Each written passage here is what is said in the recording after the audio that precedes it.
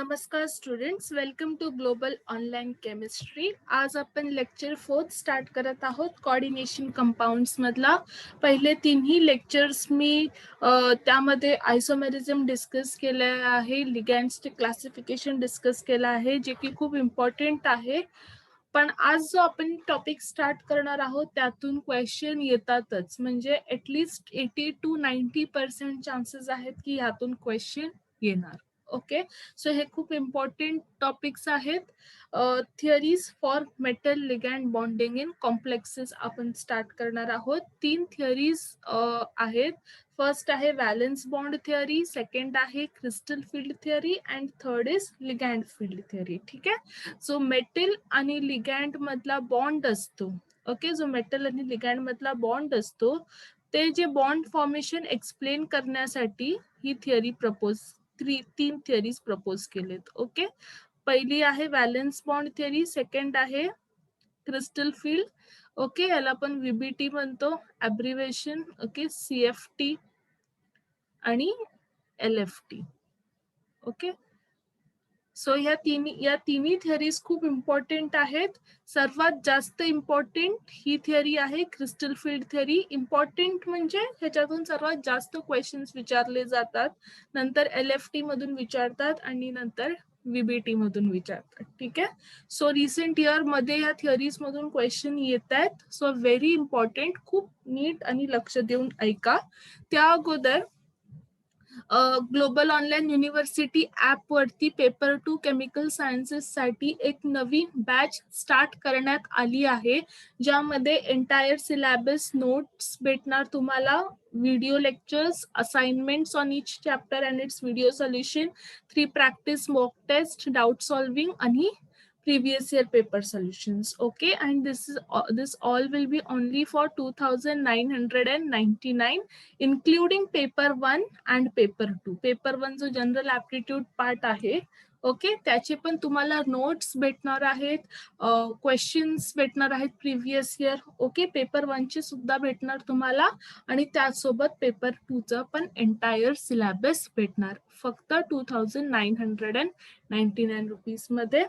आणि मी chemical कायनेटिक्सची assignment जी आहे ती आपल्या व्हॉट्सॲप ग्रुपवरती शेअर केली आहे.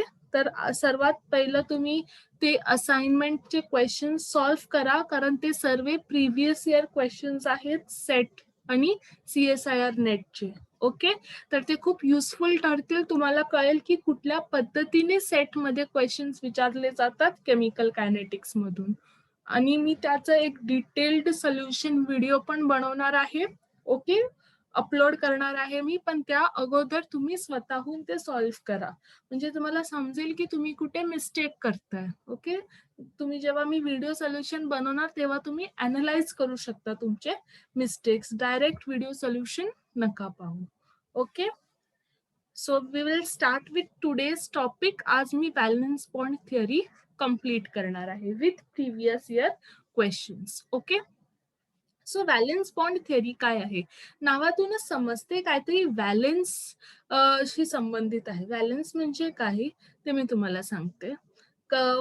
एक्झाम्पल घ्या मेटल. ठीक आहे, आपल्याला माहिती आहे मेटल आणि लिगँड मध्ये डोनर कोण असतं, लिगँड इलेक्ट्रॉन डोनर. आपण हे फर्स्ट लेक्चर मध्ये स्टडी केलेलं की नाही, लिगँड्स आर इलेक्ट्रॉन डोनर्स, म्हणून त्याला आपण काय म्हणतो, लुईस बेसिस, आणि अजून त्याला काय म्हणतो, न्यूक्लिओफाइल्स, है ना, हे वर्ड्स आहेत. आणि मेटलला आपण काय म्हणतो, मेटलला आपण काय म्हणतो, इलेक्ट्रॉन एक्सेप्टर और लुईस ऍसिड और इलेक्ट्रोफाइल, है ना. तर व्हॅलेन्स बॉन्ड थिअरी मध्ये काय होतं की जो मेटल आहे त्याच्याकडे वेकेंट ऑर्बिटल्स असतात. आताच आपण सांगितलं ना की तो इलेक्ट्रॉन एक्सेप्टर आहे, मग काय असणार त्याच्याकडे, वेकेंट ऑर्बिटल्स असणार की नाही. त्याच्याकडे काय असतात, मेटलकडे वेकेंट ऑर्बिटल्स असतात. मी हा एक ऑर्बिटल ड्रॉ केलाय. ठीक आहे, आणि लिगँडकडे काय असतात, फिल्ड ऑर्बिटल्स. लिगँडकडे काय असतात, फिल्ड ऑर्बिटल्स. हे काय, मेटलचे वेकेंट ऑर्बिटल्स. ओके, ते कुठलेही असू शकतात. ओके, मोस्टली डी ऑर्बिटल्स असतात. आणि लिगँडचे काय असतात, फिल्ड ऑर्बिटल्स. आणि ते दोन्ही काय होतात, ओव्हरलॅप होतात, हायब्रिडायझेशन टेक्स प्लेस, आणि हायब्रिडायझेशननी काय बनतं, हा आहे हायब्रिडाइज्ड ऑर्बिटल. ओके, आणि हायब्रिडायझेशन मुळे काय बनतं, एक बॉन्ड बनतो ना, हे इलेक्ट्रॉन्स इथे जातात. ओके, ह्या दोन्ही लोब्सचं काय होतं, हायब्रिडायझेशन होतं. समजतंय, या दोन्ही लोब्सचं काय होतं, हायब्रिडायझेशन होतं, आणि त्यामुळे काय बनतो, एक बॉन्ड बनतो. तो बॉन्ड कुठला बॉन्ड बनतो, coordinate covalent bond. Coordinate covalent bond, कळालं. ह्याचं नाव कोऑर्डिनेट काय, कारण एकानीच इलेक्ट्रॉन्स प्रोव्हाइड केलेत. कोण आहे तो, लिगँड, म्हणून तो कोऑर्डिनेट आहे. ठीक आहे. कोव्हॅलेंट म्हणजे जरी लिगँडनी इलेक्ट्रॉन्स दिलेत बॉन्ड फॉर्मेशन साठी, तरी बॉन्ड बनल्यानंतर ते दोघांचाही म्हणजे तुम्ही बनवू शकता, दोघांचाही सेम शेअर आहे त्याच्यामध्ये. कळालं. आपण अगोदर कुठले लोअर स्टँडर्ड्स मध्ये आपण कुठले बॉन्ड स्टडी केलेत, आयोनिक आणि कोव्हॅलेंट, है ना. आयोनिक आणि कोव्हॅलेंट. आयोनिक मध्ये काय असतं, एक एक एक कम्प्लिटली देतो आणि दुसरा कम्प्लिटली ऍक्सेप्ट करतो इलेक्ट्रॉन्स, है ना. For example NaCl, right. Covalent मध्ये काय होतं, शेअरिंग होतं, दोन्ही कॉन्ट्रीब्युट करतात. फॉर एक्झाम्पल H2, दोन्ही ऍटम्स इक्वल कॉन्ट्रीब्युट करतात बॉन्ड फॉर्मेशन मध्ये. आयोनिक मध्ये फक्त एकच कम्प्लिटली लूज करतो आणि दुसरा कम्प्लिटली गेन करतो ते इलेक्ट्रॉन्स, तेव्हा तो बॉन्ड होतो.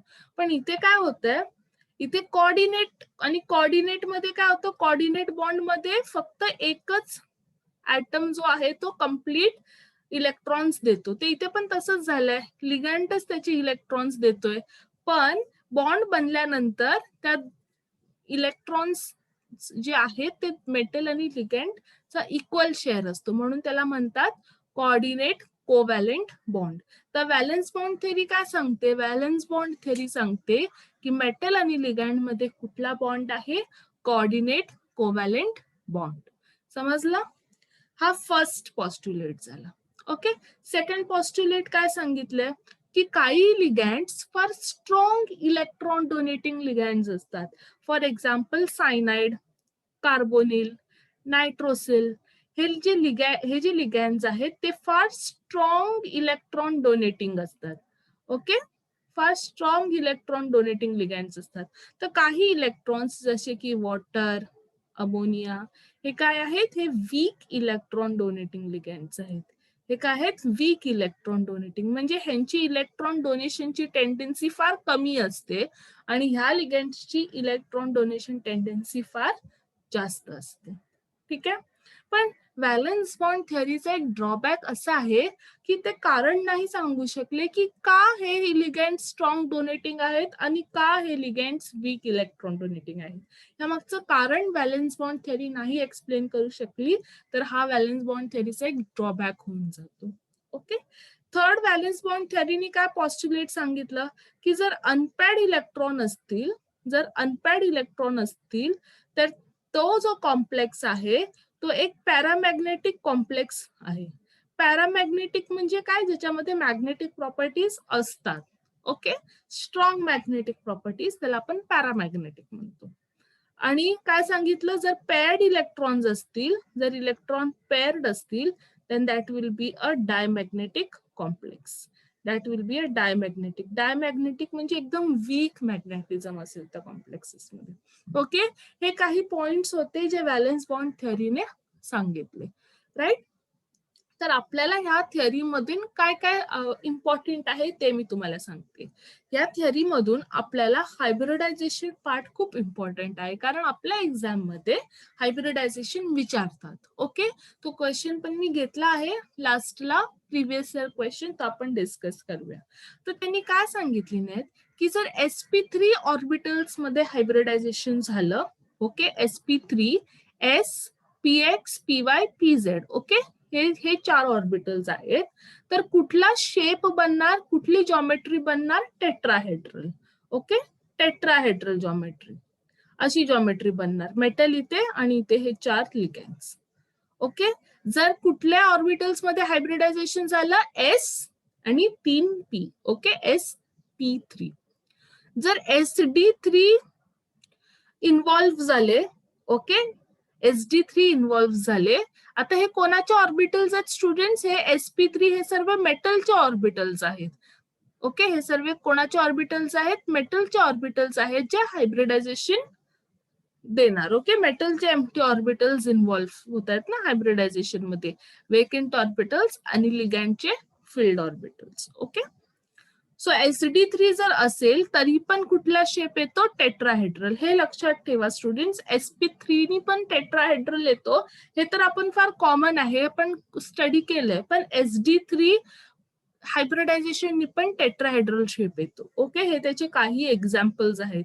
हे आपण डिस्कस करणार आहोत स्टुडंट्स एक्झाम्पल्स. आणि मी तुम्हाला कसं शिकवणार पण आहे की कसं ओळखायचं की कुठल्या कॉम्प्लेक्स मध्ये कुठला हायब्रिडायझेशन आहे. ओके, नेक्स्ट आहे dsp2, म्हणजे एक डी ऑर्बिटल. पण कुठला वाला डी स्टुडंट्स? dx² - y². ठीक आहे, दिस ऑर्बिटल एक s ऑर्बिटल आणि px आणि py.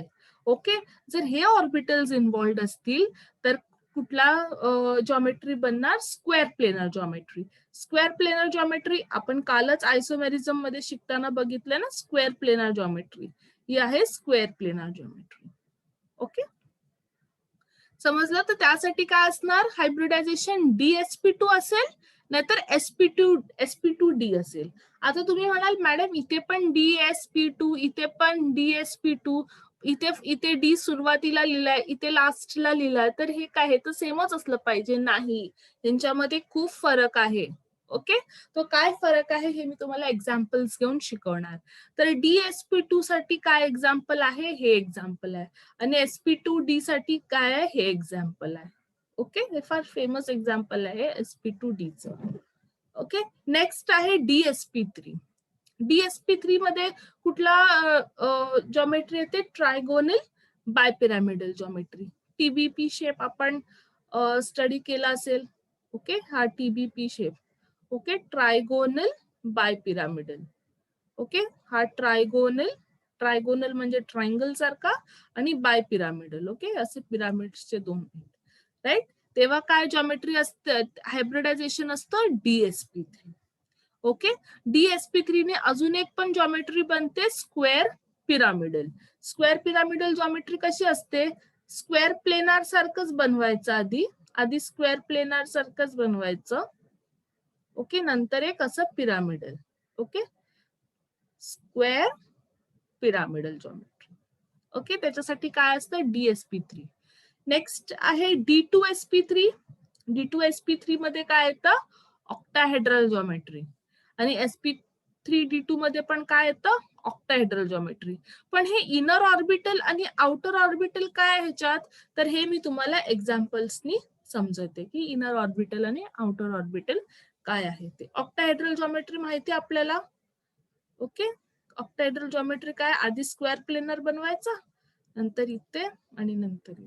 Okay, this is octahedral geometry. आपण काल स्टडी केला आयसोमेरिझम मध्ये. ओके, तर आता आपण स्टार्ट करूया की कसं प्रेडिक्ट करायचं की कुठल्या कॉम्प्लेक्स मध्ये कुठला हायब्रिडायझेशन येणार.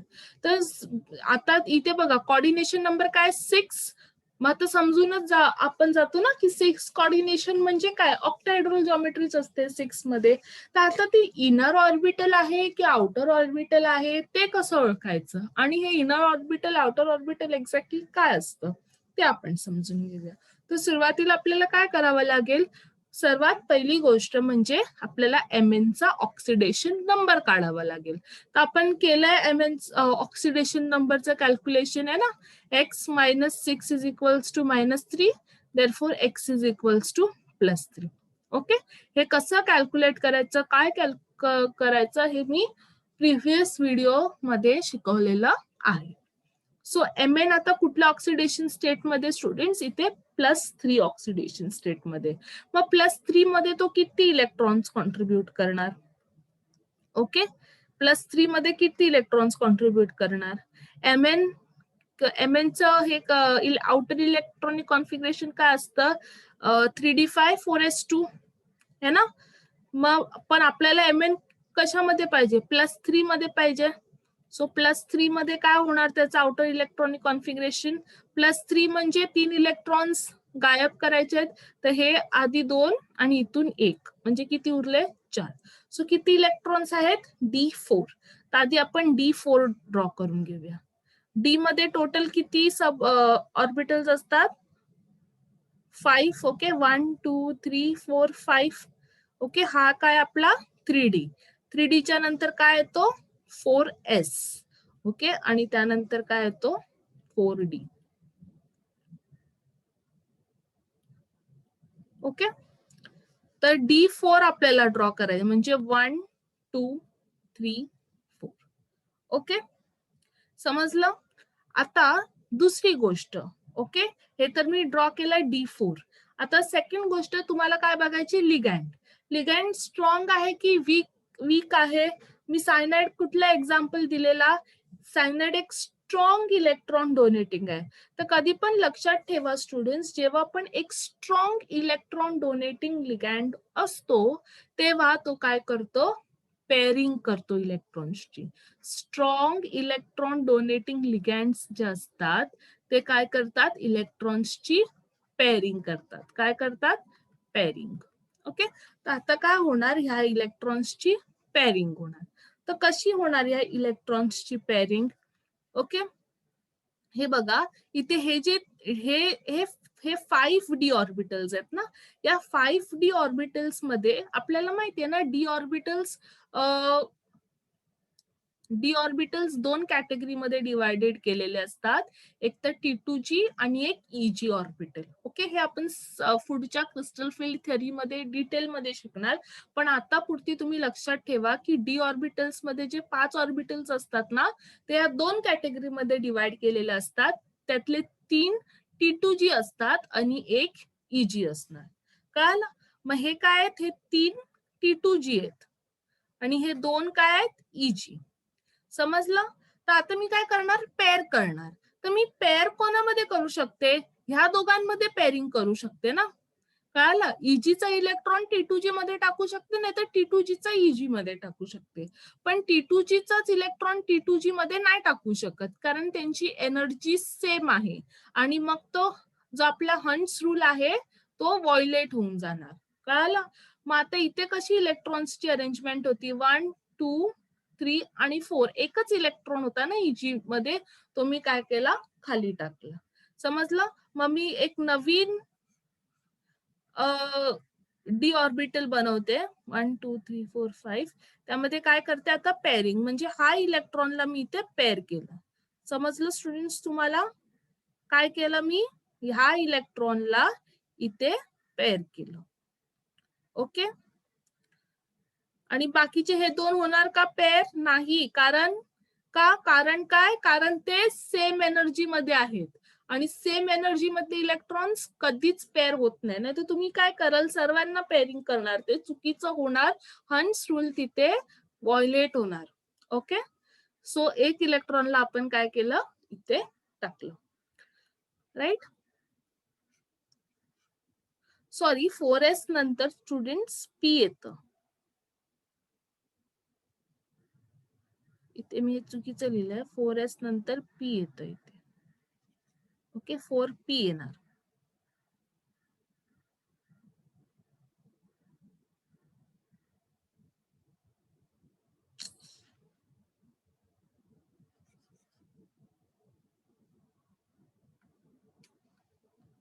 फोर एस नंतर स्टुडंट्स 4P येतं आणि 4P नंतर 4D येतं. हा, 4P नंतर 4D येतं आणि पुढे.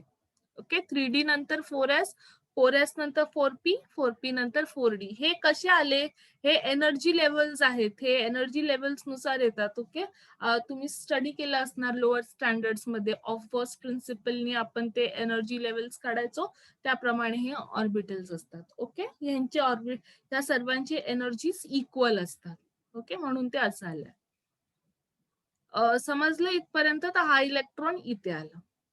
राईट? आता मला काय करायचं, हे तर झालं डी, हे तर झालं मेटलचं. ओके, आता आपल्याला काय करायचे, सायनाइड किती आहेत, 6 आहेत ना.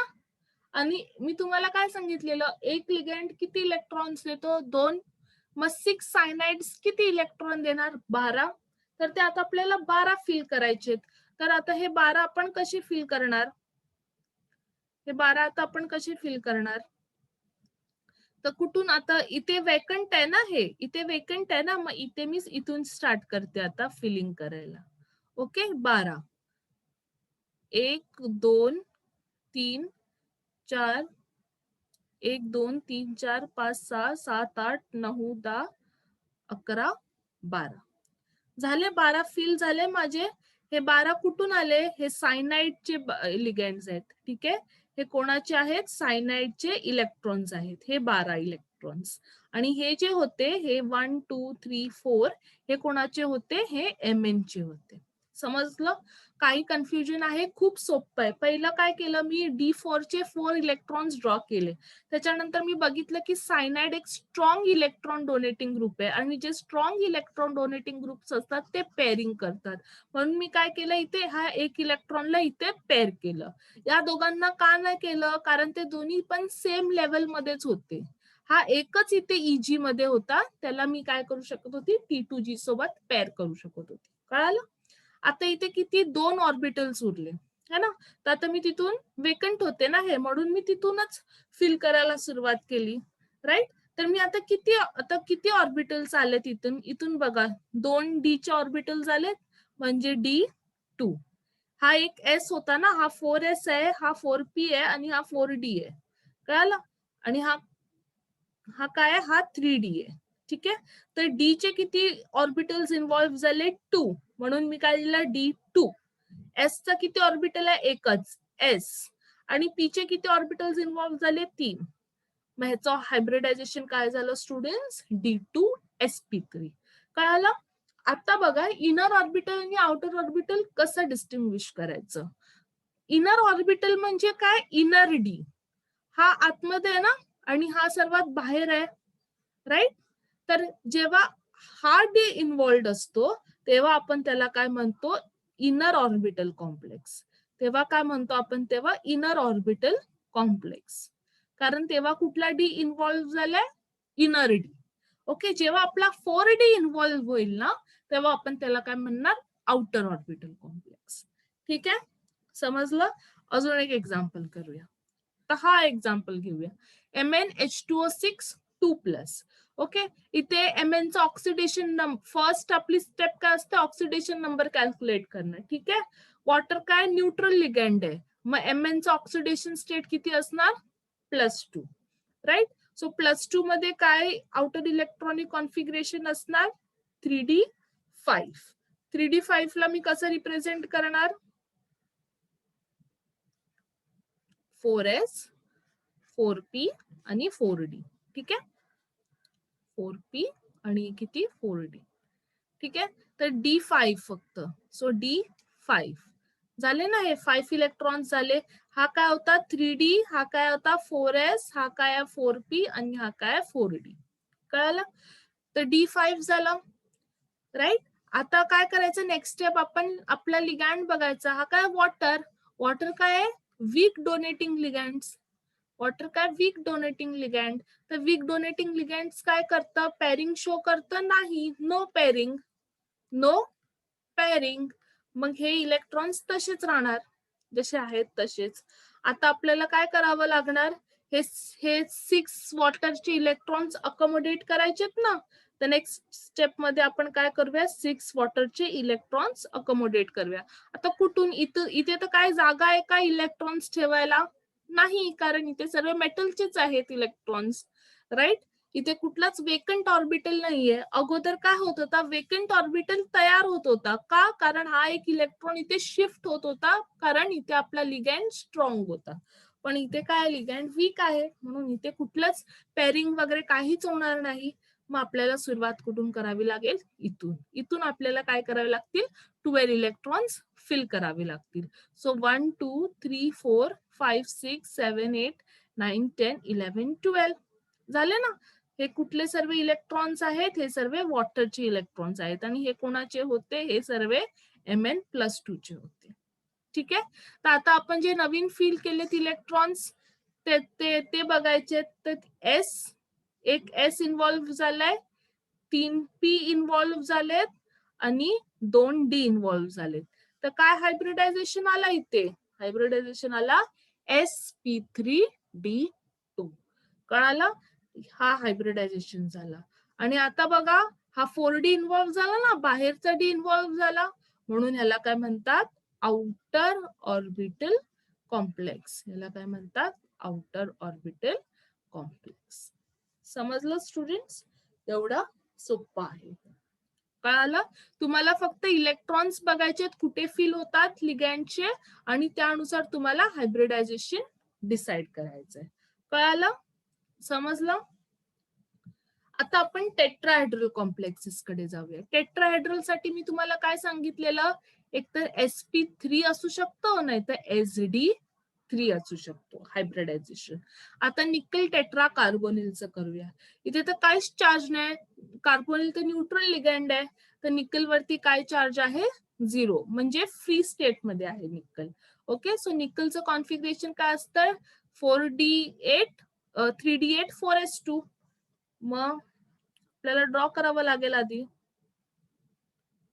ओके, 1 2 3 4 5 6 7 आणि 8. ओके, आणि इथे काय आहे? 4s2. ओके, हा 3d8 आहे आणि हा काय? 4s2. राईट? पण कार्बोनिल काय स्टुडंट्स? एक स्ट्रॉंग फील्ड लिगँड, एक स्ट्रॉंग इलेक्ट्रॉन डोनेटिंग लिगँड आहे ना कार्बोनिल. कार्बोनिल काय? एक स्ट्रॉंग इलेक्ट्रॉन डोनेटिंग लिगँड आहे ना, स्ट्रॉंग इलेक्ट्रॉन डोनेटिंग लिगँड आहे. मग जसं आपल्याला स्ट्रॉंग इलेक्ट्रॉन डोनेटिंग लिगँड दिसतं, तसं मग आपण काय करतो? पॅरिंग स्टार्ट करतो.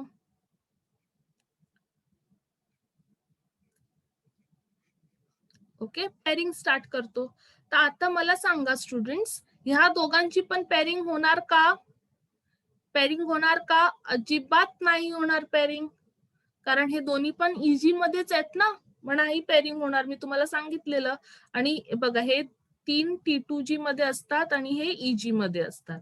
राईट? तर ह्या दोघांची आपसामध्ये पॅरिंग होणं शक्य नाही.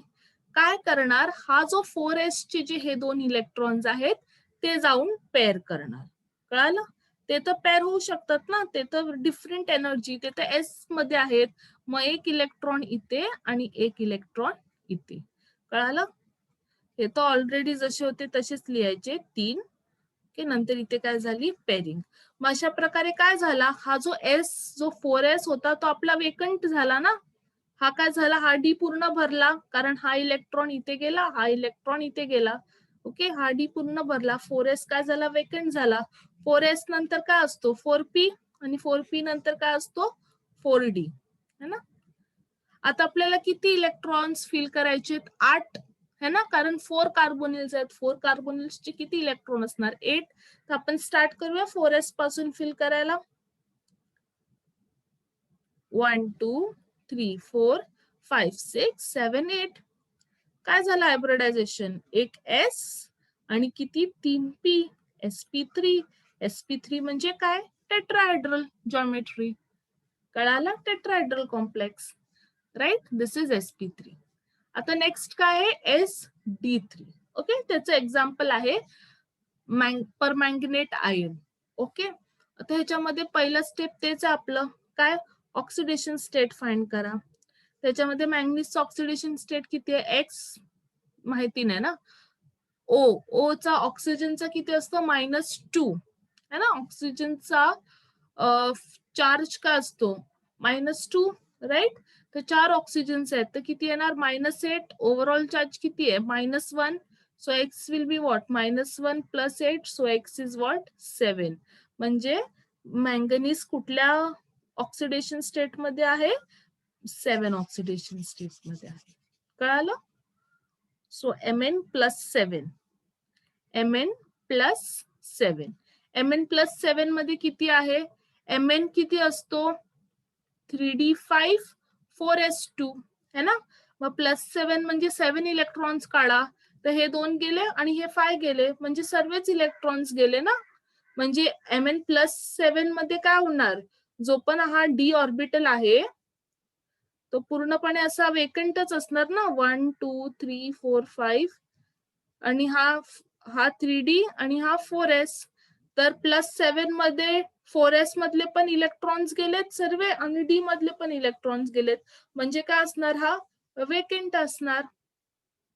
कळालं? काय असणार, वेकेंट असणार. आता आपल्याला काय करायचं, किती इलेक्ट्रॉन्स फिल करायचेत, हे किती आहेत, 4 है ना. एक लिगँड किती देणार, 8 इलेक्ट्रॉन्स देणार ना एक लिगँड.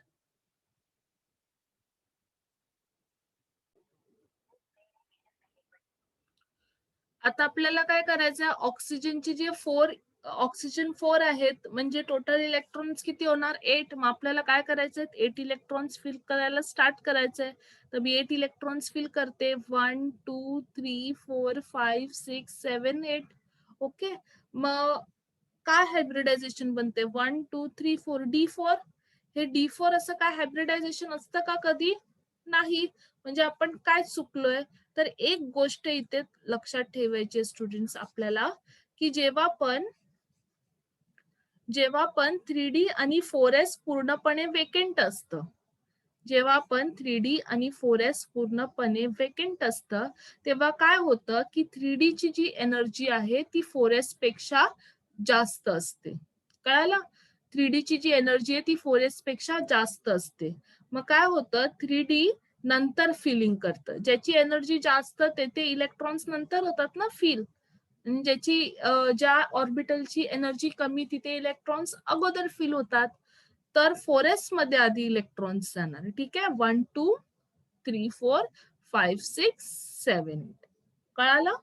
समजलं? हे किती इम्पॉर्टंट पॉइंट आहे जे तुम्हाला लक्षात ठेवायचं आहे, की जेव्हा 4s आणि 3D एम्प्टी असतील, कम्प्लिटली वेकेंट असतील, ओके, जरी इथे एक जरी इलेक्ट्रॉन असतात तरी ह्याची एनर्जी कमी असते.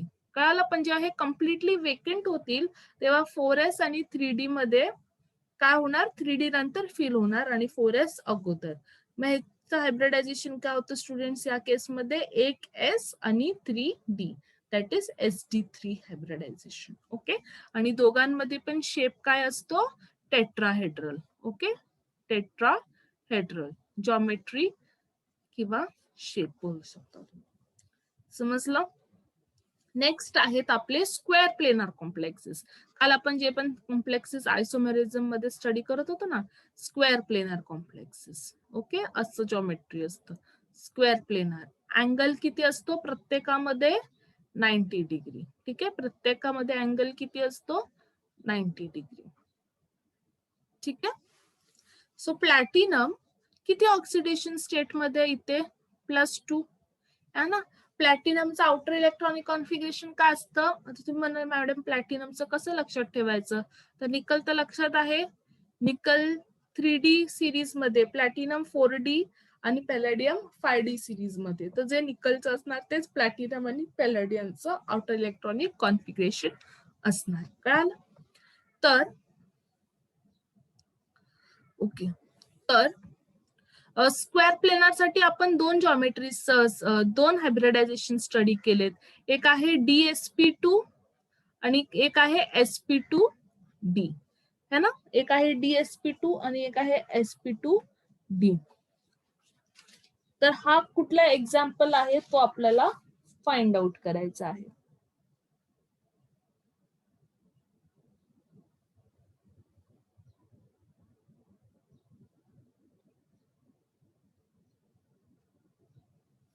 तर वी विल स्टार्ट. प्लॅटिनम +2 मध्ये काय इलेक्ट्रॉनिक कॉन्फिगरेशन असणार, निकल काय असतो, D8s2 है ना, 3D8s2.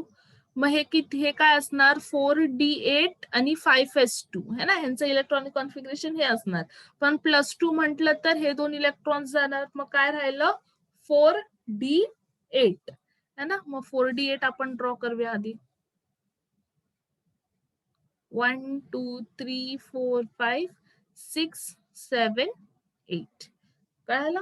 तर आता इथे काय झालेत, 2 इलेक्ट्रॉन्स काय राहिलेत, वेकेंट राहिलेत.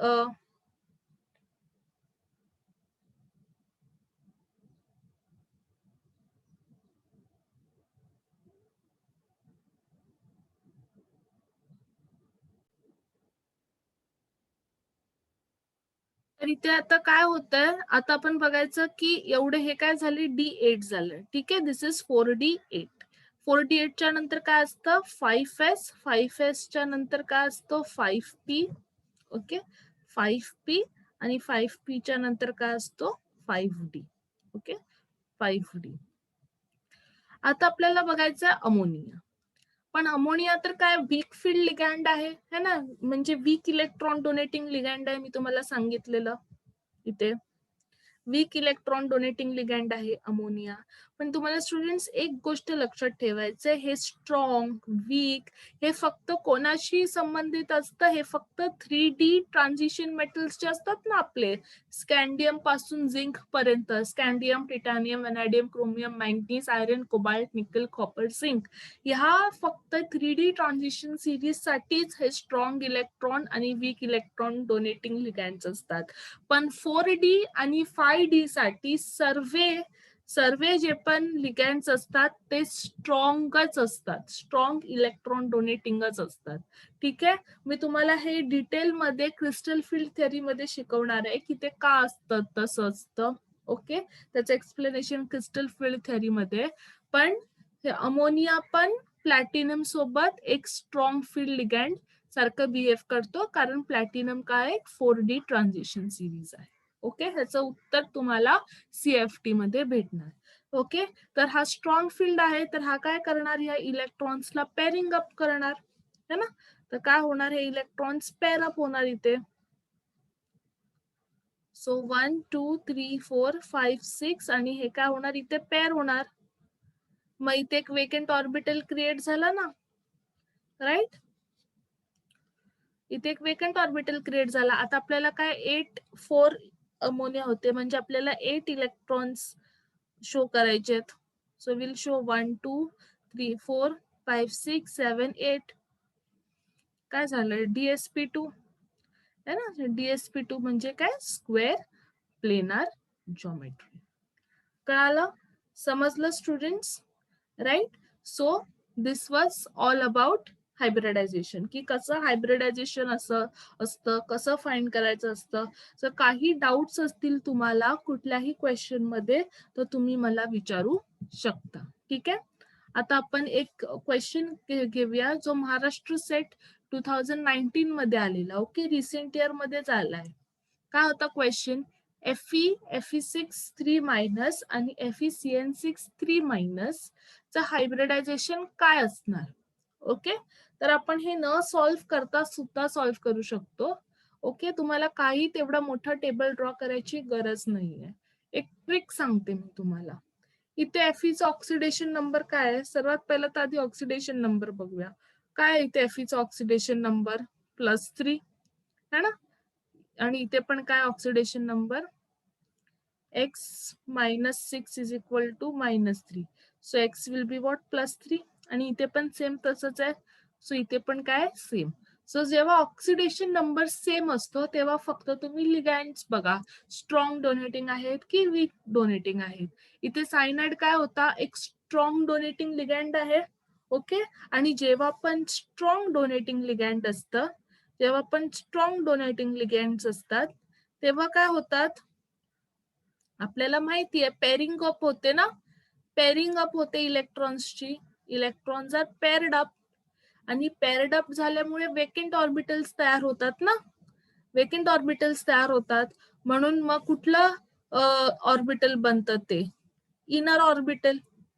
इनर ऑर्बिटल बनतं की नाही, राईट. आणि इनर ऑर्बिटल मध्ये काय असतं, D2sp3. इनर का म्हणतो, कारण आतला डी इन्व्हॉल्व्ह असतो. Okay, inner D is involve, म्हणून त्याला काय म्हणतो, इनर ऑर्बिटल, राईट. तर FeCN6 चं काय असणार, D2sp3. तर D2sp3 आणि इथे D2sp3 म्हणजे A आणि C तर असंच कॅन्सल झाला. आणि F6 काय, F6 एक वीक इलेक्ट्रॉन डोनेटिंग ग्रुप आहे. जेवढे पण हॅलोजन्स असतात ते वीक इलेक्ट्रॉन डोनेटिंग असतात. वीक इलेक्ट्रॉन डोनेटिंग मुळे काय होतं, पेअरिंग अप होत नाही, त्याच्यामुळे वेकंट ऑर्बिटल्स तयार होत नाहीत. आणि वेकंट ऑर्बिटल्स तयार नाही झाले तर काय बनणार, आउटर ऑर्बिटल कॉम्प्लेक्स, म्हणजे sp3d2. तर बघा, काही सॉल्व्ह न करता फक्त आपण सिंपल लॉजिकनी आन्सर काढलं. ओके, एका मिनिटामध्ये पण नाही, त्यापेक्षा कमी टाइम मध्ये हा क्वेश्चन सॉल्व्ह झाला. ओके, असं तुम्ही लॉजिक लावून क्वेश्चन सॉल्व्ह करू शकता. एक्झाम मध्ये कधी कधी आपल्याला एवढा वेळ नसतो. जर तुमच्याकडे वेळ असेल तर तुम्ही हे हायब्रिडायझेशन काढून बघू शकता. इथे पण बघा काय झालेलं, वीक डोनेटिंग लिगँड होता ना हा, वीक डोनेटिंग लिगँड, म्हणून काय पेअरिंग अप झालंच नाही, म्हणून आउटर डी इन्व्हॉल्व्ह झाला, म्हणून आउटर ऑर्बिटल कॉम्प्लेक्स sp3d2. आणि इथे काय होतं, इथे स्ट्रॉंग फील्ड होता, म्हणून काय झालं, इथे पेअरिंग अप झालं, हा Eg हा T2G मध्ये गेला. ठीक आहे, म्हणून काय झालं, इथे आउटर डी सॉरी इथे पेअरिंग अप झाल्यामुळे इथे वेकंट ऑर्बिटल तयार झाला आणि इनर डी कॉम्प्लेक्स तयार झाला, inner orbital complex. Okay, so that was all for today. जर काही डाऊट्स असतील तर तुम्ही मला विचारू शकता, राईट.